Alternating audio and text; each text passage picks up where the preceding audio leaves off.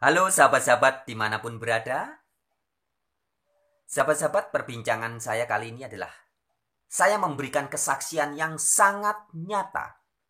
Bukan teori, bukan konsep, bukan katanya. Ceritanya.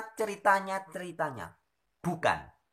Tapi saya memberitakan kesaksian yang sangat nyata tentang sesuatu atau hal yang oleh orang disebut sebagai Allah atau Sang Ilahi, atau ada yang menyebutnya sebagai Tuhan, atau ada yang menyebutnya sebagai Dewa, atau God, atau Theos, atau Elohim, atau Sang Maha Ada dalam bahasa Ibrani disebut Yahweh. Apapun sebutannya. Itu yang sedang saya saksikan, sahabat-sahabatku. Sahabat-sahabatku, sungguh Sang Maha Ada itu sangat nyata bersama-sama dengan saya setiap hari, setiap saat, bahkan setiap detik, dan tidak pernah meninggalkan saya. Sekarang, saat saya berbicara ini, dan saat Anda mendengar video ini, Sang Maha Ada sedang bersama-sama dengan saya, di dalam saya, dan saya di dalam Dia. Buktinya, baik, Sang Maha Ada yang oleh Yesus disapa sebagai Bapa, yang juga oleh Yesus dikatakan Bapa di dalam aku, yang di dalam kitab suci Al-Quran dikatakan bahwa Allah atau Tuhan itu lebih dekat dari urat leher. Nah, ini urat lehernya di sini. Nah, Tuhannya di mana? Lebih dekat. Yang oleh saudara-saudara kita pelaku Hindu Dharma, ini bisa dipahami dalam kitab-kitab Hindu dikatakan Sang Hyang Widiwasa itu ada di dalam manusia. Itu sebabnya wadah untuk beribadah, wadah untuk menyembah, untuk mengabdikan hidup dalam Hindu Jawa disebut sebagai pura. Pura itu pusate rasa, pusatnya rasa. Pusatnya rasa di mana? Apa di bangunan-bangunan yang bentuknya kayak candi, dibikin dari batu, dari semen, dari tanah, dari pasir, kemudian menjadi bangunan-bangunan yang bernilai seni, bernilai budaya? Bukan, sahabat-sahabatku. Itu hanya cerminan, gambaran dari pura. Pura yang sejati, pura yang asli adalah manusia. Pusate rasa. Jadi baik ajaran Dharma Hindu, ajaran Al-Quran, ajaran Alkitab, ajaran Yesus, dan semua para nabi dan spiritualis, intinya sama. Memberitahu manusia bahwa Sang Maha Ada itu bersemayamnya di mana? Di dalam diri kita. Nah, mengapa hari ini banyak orang yang tidak menyadari? Karena orang berasumsi, berpikir, berhalusinasi, berimajinasi bahwa yang namanya Sang Maha Kuasa, Sang Maha Ada itu adanya di luar sana. Oh, di bangunan itu, di gedung itu, di negara itu, atau di suatu tempat antah berantah di sana. Sehingga orang banyak yang tidak sadar. Padahal kitab suci sudah begitu jelas memberitahu, memberikan instruksi. Sekali lagi, dengan segala hormat saya sampaikan, kitab suci Al-Quran sangat bagus memberitahu bahwa Allah Subhanahu wa Ta'ala lebih dekat dari urat lehermu. Nabi Isa atau Yesus Kristus, sang spiritualis, sang guru agung itu juga berkata, Bapa di dalam aku. Dan Yesus juga berdoa, tercatat di dalam Injil Yohanes. Yesus berdoa, orang-orang yang mengikuti Yesus supaya juga bisa mengalami kesadaran ini. Bahwa Bapa di dalam kamu. Jadi bukan hanya Yesus yang di dalam Bapa, tapi semua manusia juga di dalam Bapa dan Bapa di dalam manusia. Nah, masalahnya ada orang yang sadar, ada yang tidak. Sahabat-sahabatku, dalam kitab suci juga dikatakan bahwa Allah itu roh. Yesus mengatakan itu. Allah itu roh. Yang namanya roh bisa tidak ditangkap dengan panca indera? Dengan pendengaran, dengan mata? Bisa tidak? Nggak bisa. Nah, jadi segala upaya manusia yang dilakukan manusia untuk memahami atau mengalami Sang Maha Kuasa itu dengan mata, dengan panca indera, nggak bakal ketemu. Karena dia roh, maka harus dialaminya, dirasakan hakikatnya yang begitu nyata juga dengan roh. Nah, sahabat-sahabatku, roh itu bahasa Indonesia.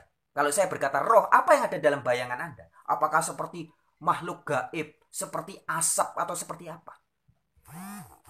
Di dalam bahasa Ibrani, roh itu ruah, artinya kuasa. Ruah dalam bahasa Ibrani bisa bermakna kuasa, bisa bermakna nafas, nefes.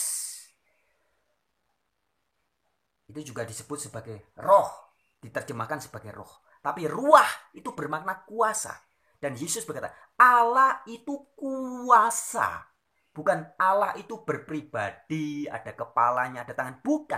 Allah itu roh. Allah itu kuasa.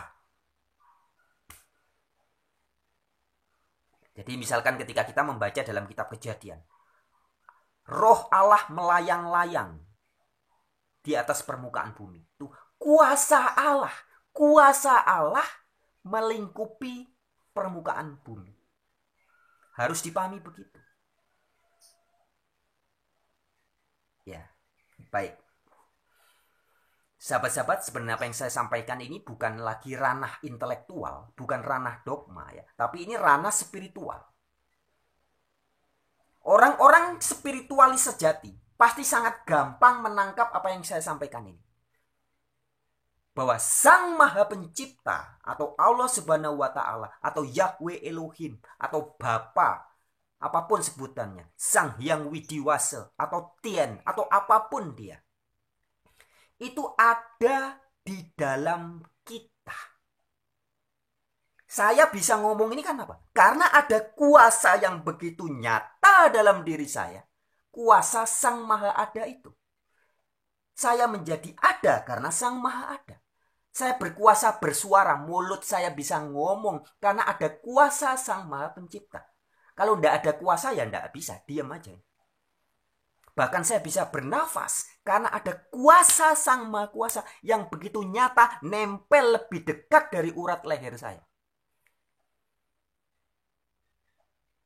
Sahabat-sahabatku, semoga bisa dipahami ya. Allah itu begitu nyata. Nyata. Nah, permasalahannya itu, banyak orang sulit sekali menangkap dan memahami hal ini. Karena pikirannya terdogma, terkonsep oleh teori-teori tentang Tuhan, hasil imajinasi pikiran. Nggak sadar bahwa Tuhan atau Sang Maha Ada sedang bersama-sama dirinya. Tadi pagi Anda bangun jam berapa? Saya mau tanya, siapa yang bangunin Anda? Atau tadi malam tidur? Kok tiba-tiba bisa ngantuk dan tidur? Siapa yang nyuruh Anda tidur? Itulah Sang Maha Ada. Ketika Sang Maha Ada memberikan rasa kepada Anda, rasa ngantuk, dan kemudian tanpa Anda sadari Anda tidur, sadarkah Anda bahwa Sang Maha Kuasa sedang berkomunikasi dengan Anda? Kalau dibahasakan dalam bentuk kata-kata, tidurlah. Kira-kira begitu. Tapi ini bukan bahasa kata-kata, bukan bahasa suara. Tapi bahasa roh atau bahasa rasa. Sehingga ketika setiap makhluk diberi rasa ngantuk, dia tidak sanggup melawan. Mau dia adalah kucing, dia adalah anjing, dia adalah singa, dia adalah burung, dia adalah manusia. Ketika diberi perintah oleh Sang Maha Ada, tidur. Yaitu dengan diberi kuasa ngantuk. Pasti dia tidur. Kuasa Allah ini begitu nyata setiap hari berkomunikasi dengan kita. Begitupun ketika tadi pagi, Anda bangun jam berapa? Siapa yang membangunkan Anda? Dialah Sang Maha Ada. Siapa yang sekarang memberi kuasa kepada saya sehingga saya bisa berkata-kata seperti ini? Dialah Sang Maha Ada yang lebih dekat dari urat leher saya. Yang kata Yesus ada di dalam aku dan aku di dalam dia. Jelas sahabat-sahabatku. Yang setiap hari memerintahkan seluruh makhluk di muka bumi untuk makan, untuk minum. Dan perintahnya tidak bisa dilawan. Dialah Sang Maha Ada. Tapi firman-Nya bukan berkata, minumlah. Bukan begitu. Bukan bentuk kata-kata, bukan bentuk suara. Tapi kalau disuarakan atau dituliskan, ya memang minumlah. Begitu. Tetapi dia muncul dalam bahasa roh, yaitu bahasa rasa. Ketika Anda diberi rasa haus yang amat sangat, itu adalah perintah dari Sang Maha Hidup. Anda harus minum. Kalau tidak, coba lawanan perintah itu. Coba Anda lawan perintah Sang Maha Hidup ketika Anda diberi perintah untuk minum. Anda lawan. Pasti jadi masalah. Jadi penyakit, bahkan mati. Atau ketika kita diberi rasa lapar. Rasa lapar yang begitu sangat, itu adalah perintah dari Sang Maha Ada.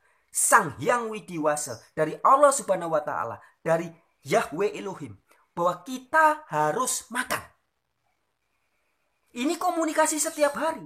Setiap hari Allah berfirman kepada kita melalui bahasa roh, bahasa rasa. Salah satunya itu, makanlah. Yaitu diberi rasa lapar. Coba perintah atau rasa lapar itu Anda lawan. Anda coba lawan aja. Sehari, 2 hari, 3 hari. Lawan terus. Apa yang terjadi? Masalah terjadi. Bahkan bisa mati. Jadi perintah dari Allah ini tidak bisa dilawan. Perintah dari Tuhan yang asli. Ya, dari dewa, dari Sang Yang Widi yang asli ini tidak bisa dilawan oleh makhluk apapun juga. Ketika perintah itu dilawan, masalah terjadi. Itu sekedar contoh sahabat-sahabat. Kemudian, apalagi? Setiap hari, Sang Maha Kuasa itu berfirman kepada saya. Saya disuruh minum, dan kemudian di waktu tertentu saya disuruh diperintahkan untuk mengembalikan sisa air. Dari alam, kan saya minum air dari alam. Masuk dalam tubuh ini. Kemudian diperintahkan untuk kembali ke alam. Yaitu dalam bentuk bisa lewat keringat, bisa dalam bentuk air liur, bisa dalam bentuk kencing.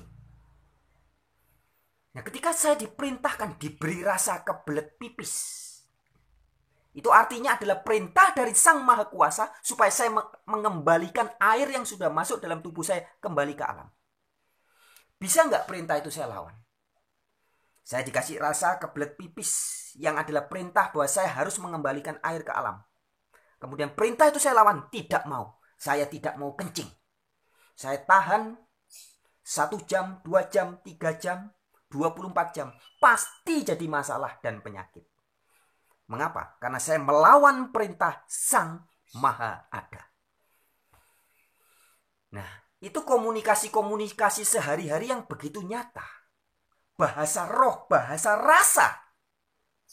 Antara saya sebagai wadahnya dan dia sebagai sang pengada. Sebagai spirit, sebagai roh yang bersemayam dalam gereja atau tubuh ini. Ya, di dalam Alkitab dikatakan tubuhmu adalah bait Allah. Tubuhmu adalah gereja. Dalam Al-Quran dikatakan Allah lebih dekat dari urat lehermu. Dalam ajaran Hindu dan Jawa juga dikatakan bahwa Sang Maha Pencipta ada di dalam kamu. tubuh kita ini loh. Lah kalau sudah ada di dalam diri kok masih nggak merasakan Allah, nggak merasakan Sang Maha Kuasa, ini bagaimana ceritanya? Sahabat-sahabatku, segala konsep-konsep manusia, hasil imajinasi pikiran-pikiran manusia yang menciptakan Tuhan-Tuhan menurut imajinasi dan hayalannya, itulah sebenarnya yang menutup kesadaran manusia sehingga nggak sadar bahwa sebenarnya Sang Maha Kuasa itu begitu dekat dan nyata bersama-sama dirinya. Artinya, yang menutupi kesadaran manusia itu adalah teori dan konsep-konsep palsu, Tuhan-Tuhan palsu. Hasil olah pikir, hasil intelektual manusia yang sok tahu tentang Sang Maha Kuasa. Nah, saking sok tahunya sehingga Sang Maha Kuasa yang ada di dalam dirinya, yang setiap hari membuat dirinya bisa bernafas, bisa makan, bisa bergerak, bisa mendengar, bisa mencium, bisa berbicara, bisa melakukan segala sesuatu, menjadi tidak disadari. Sahabat-sahabatku, kita akan lanjutkan perbincangan semacam ini di video-video yang terkemudian. Berbahagialah, bersukacitalah Anda yang sudah sangat menyadari bahwa Sang Maha Ada itu sangat nyata. Bahkan keberadaan Anda dan saya adalah realita, fakta tak terbantahkan bahwa Sang Maha Ada benar-benar ada. Salam dari saya, pewarta kabar gembira bagi dunia.